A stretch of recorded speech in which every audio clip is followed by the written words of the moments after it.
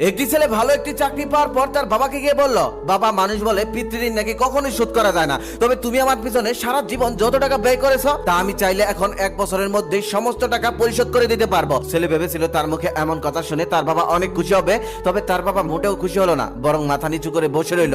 কিছুক্ষণ পর তার বাবা বলতেছে, বাবা, তোকে একটা গল্প শোনাই, শুনবি? ছেলেটি তখন মাথা নাড়িয়ে গল্প শোনার জন্য সম্মতি জানালেন। তখন তার বাবা বলতে লাগলো, জানিস, তোর বয়স যখন 4 বছর ছিল তখন আমার বেতন ছিল মাত্র 1500 টাকা। সেই 1500 টাকা দিয়ে আমি সংসার চালাতাম, অনেক কষ্টে সংসার চালিয়েছি, তবুও কখনোই কাউকে বুঝতে দেয়নি। তোকে যেদিন প্রথম প্রাইমারি স্কুলে ভর্তি করে দিলাম সেদিন রাতে তোর মা আর আমি সারা রাত ঘুমাইনি। আমরা চিন্তা করেছি আজ থেকে ছেলের লেখাপড়ার জন্য আমরা কি কি জিনিস স্যাক্রিফাইস করব। সে বছর ঈদে তোর মাকেও একটা কাপড় কিনে দিতে পারিনি, তবুও তার কোনো অভিযোগ ছিল না। সে সবসময় বলতো আমার ছেলে একদিন মানুষের মতো মানুষ হবে, আমার সমস্ত ইচ্ছে সেদিন পূরণ করে দেবে। কিন্তু দেখ, তার এই স্যাক্রিফাইসে তুই মানুষের মতো মানুষ হলি, কিন্তু সেই হতভাগীটা আজকের এই দিনটা দেখে যেতে পারলো না। একবার তোর মা অনেক অসুস্থ হয়ে পড়েছিল, সে বছর প্রতি মাসে তোর মায়ের জন্য অনেক টাকার ওষুধ লাগতো।